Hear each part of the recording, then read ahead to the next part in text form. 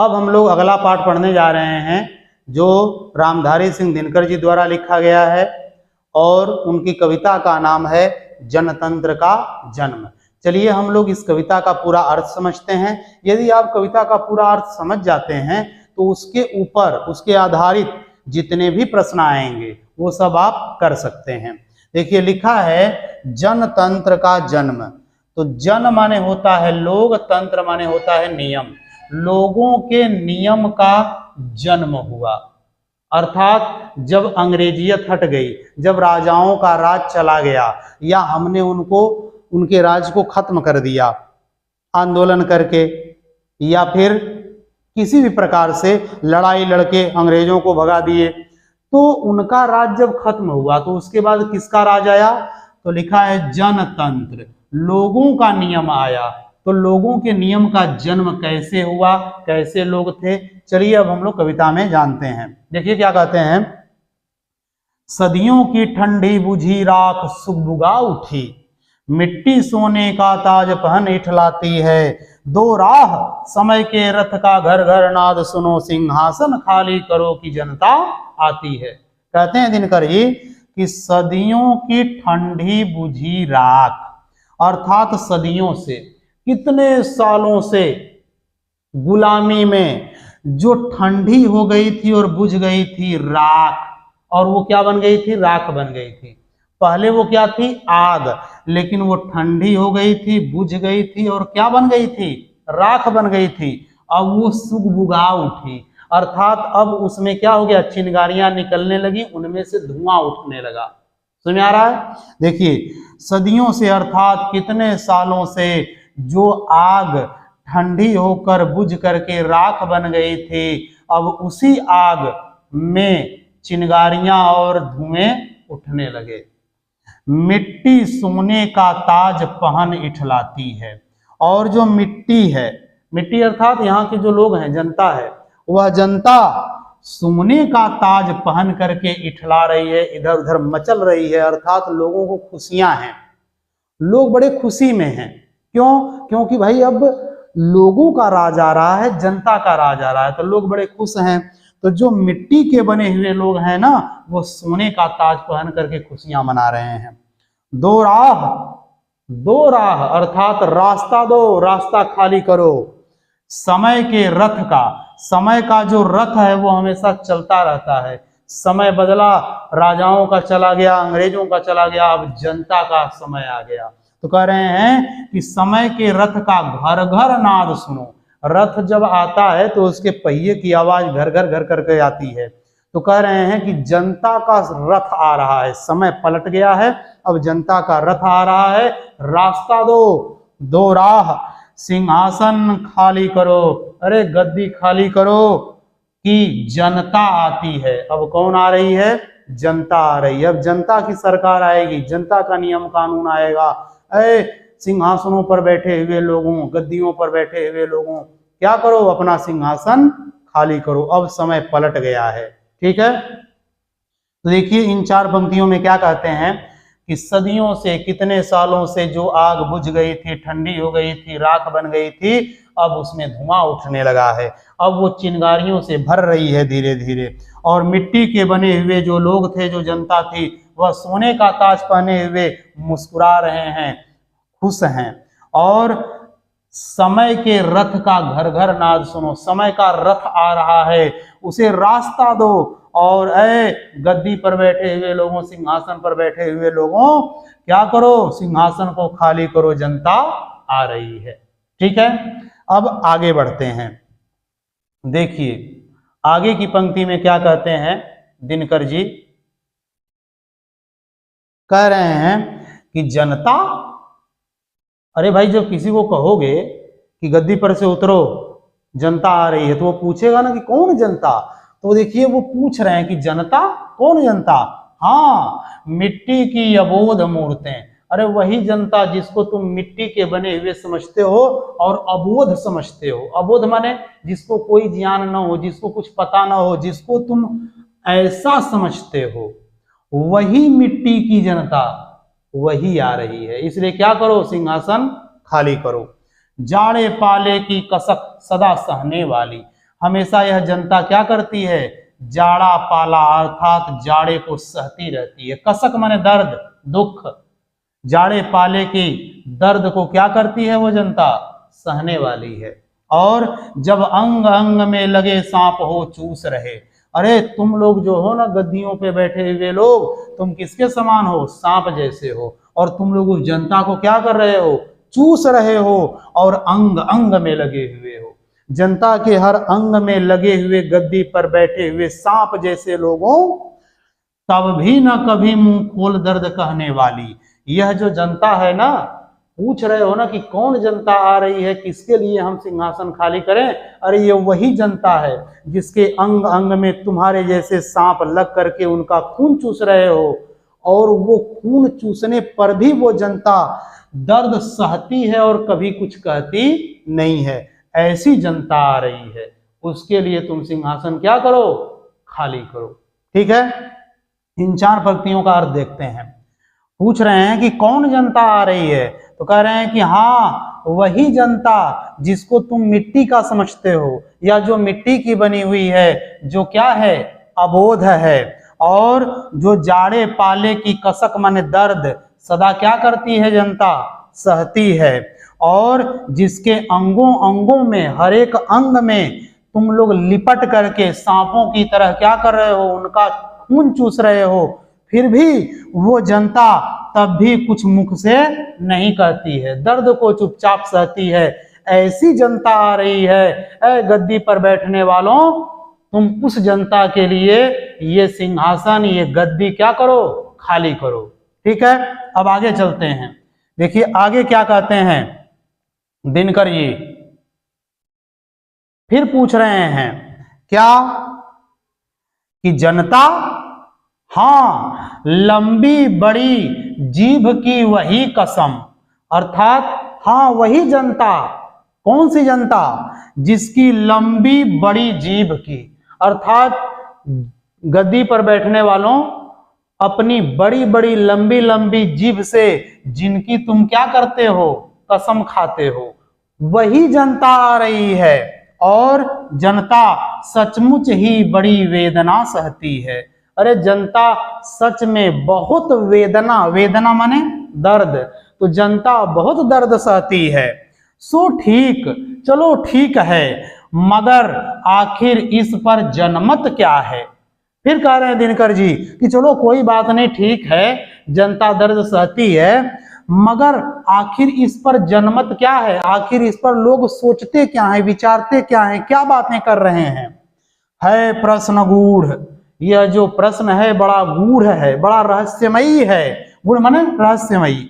जनता इस पर क्या कहती है, जनता इस बात पर क्या कहती है, क्यों, क्योंकि जनता को सदियों से गद्दी पर बैठने वालों ने क्या किया है, चूसा है, उनका खून चूसा है, उनके ऊपर उनका शोषण किया है, उनके ऊपर शासन किया है, उनको अपने कंट्रोल में, अपने नीचे दबा करके रखा है। आखिर ये जनता सब कुछ सहती है, तो अब ये जनता कहना क्या चाहती है। ठीक है, तो चलिए इन 4 पंक्तियों का क्या अर्थ हुआ। कह रहे हैं दिनकर जी कि अरे हाँ वही जनता जिसकी तुम कसम खाते हो अपनी लंबी लंबी बड़ी बड़ी जीभों से, और वही जनता जो सच में बड़ा दर्द सहती है। ये जो, चलो ठीक है कोई बात नहीं, लेकिन आखिर इस पर जनमत क्या है, लोगों का मत क्या है, विचार क्या है, यह प्रश्न बड़ा गूढ़ है, और इस प्रश्न पर जनता क्या कहती है। चलिए अब आगे बढ़ते हैं। आगे क्या कहते हैं दिनकर जी कि मानो जनता हो फूल जिसे एहसास नहीं, मानो ऐसा लगता है ना कि जनता है, क्या है, फूल है, मतलब भोली भाली है, जिसे कोई एहसास नहीं, जिसे कुछ पता नहीं चल पाता। जब चाहो तभी उतार सजा लो दोनों में, अर्थात जनता किसके समान है, जनता एक फूल की समान है, और जब चाहो तब जनता को उतार करके, तोड़ करके दोनों में क्या करो, सजा लो। दोना समझते हैं, जिसमें हम लोग फूल को रखते हैं, जिसे फूलदान कहा जाता है, अर्थात जनता इतनी भोली है कि उसे तोड़ करके जैसे चाहो वैसे सजा लो, जैसे चाहो उनके साथ वैसा करो।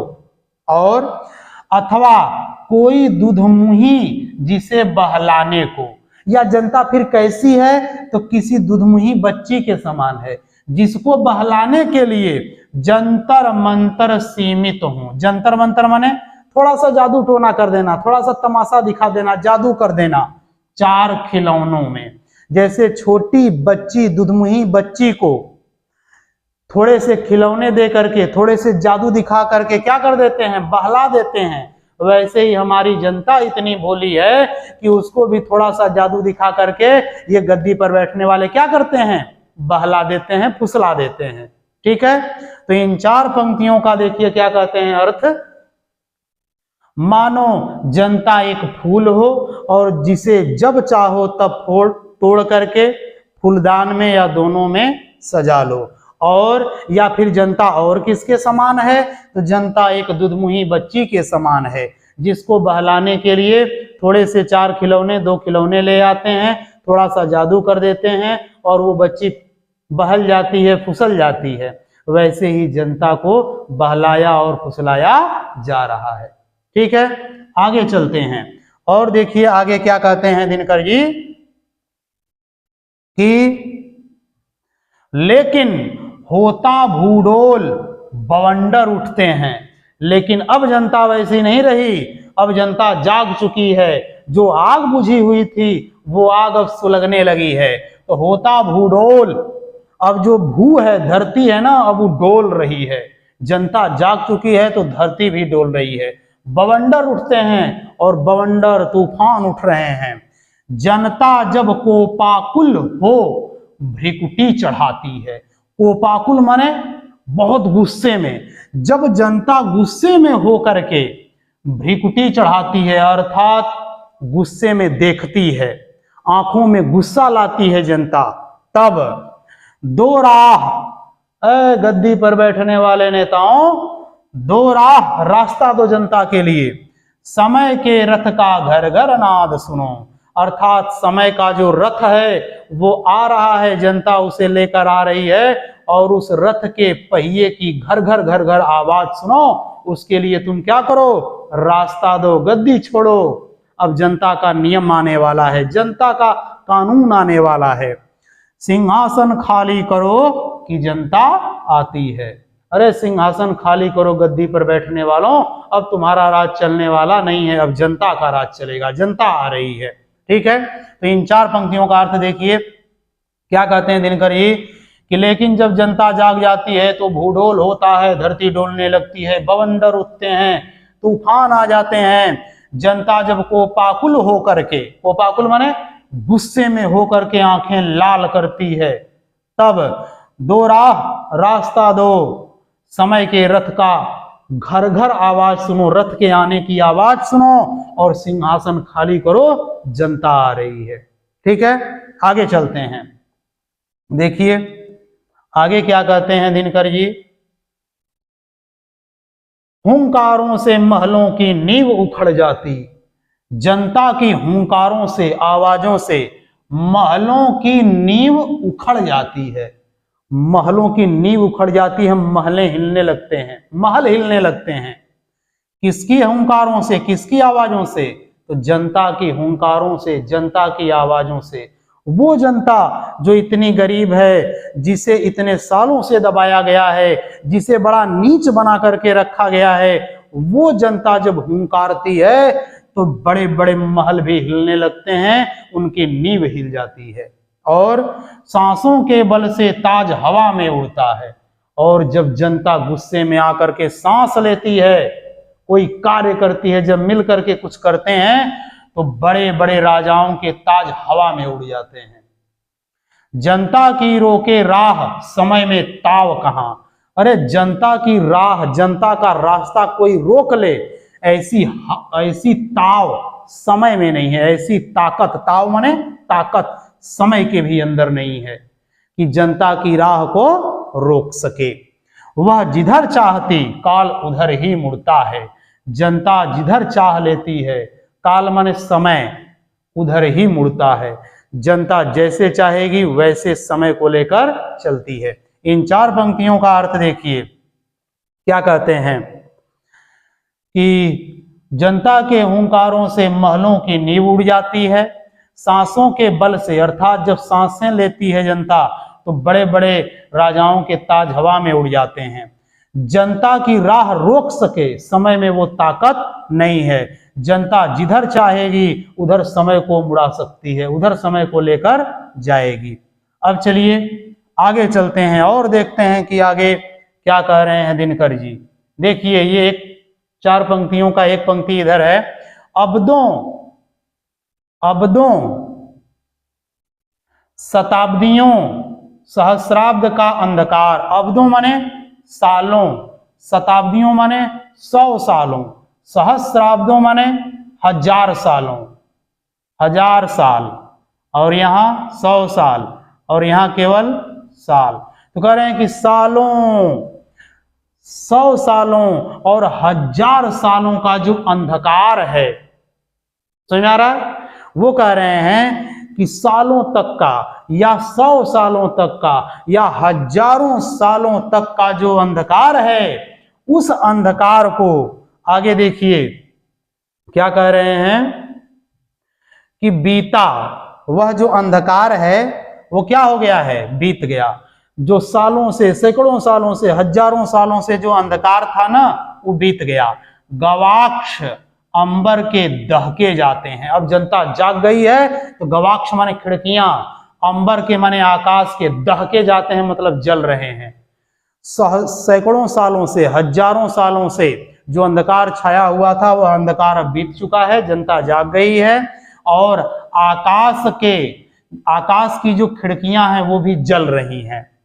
यह और नहीं कोई जनता के स्वप्न अजय।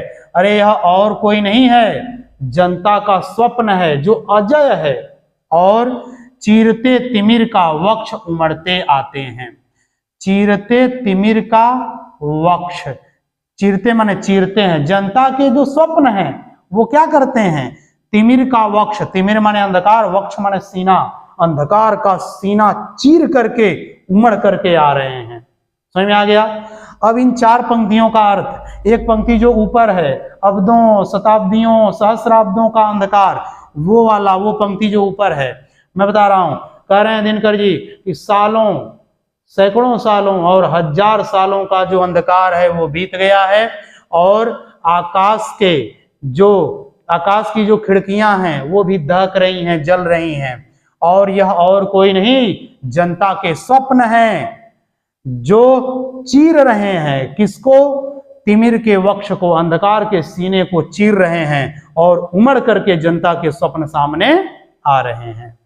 ठीक है, आगे चलिए, आगे देखिए क्या कहते हैं दिनकर जी 4 पंक्तियों में। कह रहे हैं सबसे विराट जनतंत्र जगत का आ पहुंचा। सबसे विराट जनतंत्र, सबसे माने सबसे, विराट माने बड़ा, जनतंत्र माने जनतंत्र। भारत का जो जनतंत्र है वो सबसे बड़ा है। तो कह रहे हैं कि सबसे बड़ा जनतंत्र जगत का आ पहुंचा। जगत माने संसार का, संसार का सबसे बड़ा जनतंत्र आ गया है। 33 कोटि हित सिंहासन तैयार करो। 33 कोटि माने 33 करोड़, हित माने के लिए, 33 करोड़ लोगों के लिए सिंहासन तैयार करो गद्दी पर बैठने वालों। अब वो जनता क्या कर रही है, आ रही है। वह जनता तुमसे अब गद्दी छीन लेगी। सैकड़ों सालों से जो दबा करके रखे थे, अब वह जनता जाग चुकी है, और वह क्या कर रही है, तो वह आ रही है, और तुम्हारा सिंहासन अब खाली होगा। अभिषेक आज राजा का नहीं प्रजा का है। अभिषेक माने स्वागत, आज राजा का नहीं, आज राजा का स्वागत नहीं होगा, किसका होगा, प्रजा का होगा, जनता का स्वागत होगा। 33 कोटि जनता के सिर पर मुकुट धरो। ऐ गद्दी पर बैठने वाले नेताओं, 33 करोड़ जनता के सिर पर अब तुम मुकुट धरो। जो मुकुट तुम्हारे ऊपर था वही मुकुट अब किसके ऊपर रहेगा, जनता के ऊपर। उस समय हमारे देश की जो जनसंख्या थी वो 33 करोड़ थी, इसलिए वो कह रहे हैं कि 33 करोड़ जनता के लिए सिर पर मुकुट धरो। कौन धरेंगे? ये नेता, जो गद्दी पर बैठे हुए लोग हैं, जो हमारे ऊपर राज कर रहे हैं, उनके लिए कह रहे हैं। ठीक है, तो इन 4 पंक्तियों का अर्थ देखिए क्या कहते हैं दिनकर जी कि सबसे बड़े जनतंत्र, सबसे बड़ा जनतंत्र, जगत का माने संसार का आ पहुंचा, संसार का सबसे बड़ा जनतंत्र आ पहुंचा है और 33 करोड़ लोगों के लिए अब सिंहासन तैयार कर दो नेताओं। आज राजा का स्वागत नहीं, प्रजा का स्वागत होगा। 33 करोड़ जनता के सिर पर तुम क्या करो? मुकुट धर दो। चलिए आगे देखते हैं, आगे क्या कहते हैं दिनकर जी। कह रहे हैं कि आरती लिए तू किसे ढूंढता है मूर्ख? अरे ए मूर्खों, आरती लेकर के किसको ढूंढते फिर रहे हो? आरती लिए, आरती लेकर के तुम किसे ढूंढता है मूर्ख? वो जनता को कह रहे हैं कि ए जनता, तुम आरती लेकर के किसको ढूंढते फिर रहे हो? कहां कहां? मंदिरों में, राजप्रासादों में, महलों में और तहखानों में। जो पुराने पुराने महलों के तहखाने हैं उनमें देवता कहीं सड़कों पर मिट्टी तोड़ रहे। अब देखिए, ये जनता को कह रहे हैं कि ये जनता, तुम इतने दिन से आरती लेकर के किसे ढूंढ रहे हो? मंदिरों में जाते हो, महलों में जाते हो, तहखानों में जाते हो। अरे देवता यहाँ नहीं मिलेंगे, देवता तो कहीं सड़कों पर गिट्टी तोड़ रहे होंगे, वो देवता हैं। अर्थात देश की सामान्य से सामान्य जनता भी देवता है। मंदिरों में कोई देवता नहीं है, महलों में कोई देवता नहीं है, तहखानों में कोई देवता नहीं है। तहखाना समझते हैं? पहले बड़े बड़े राजाओं के तहखाने हुआ करते थे, जहां पर वो अपने अस्त्र शस्त्र रखा करते थे, अपने धन संपत्ति रखा करते थे, वो सब, तो वो तहखाना कहा जाता है। देवता मिलेंगे खेतों में। दिनकर जी कह रहे हैं कि सुनो, देवता कहाँ मिलेंगे? खेतों में मिलेंगे। अर्थात किसानों को वो देवता कहते हैं, काम करने वाले मजदूरों को वो देवता कहते हैं। और कहाँ? खलिहानों में देवता मिलेंगे। ठीक है, तो इन 4 पंक्तियों का अर्थ देखिए।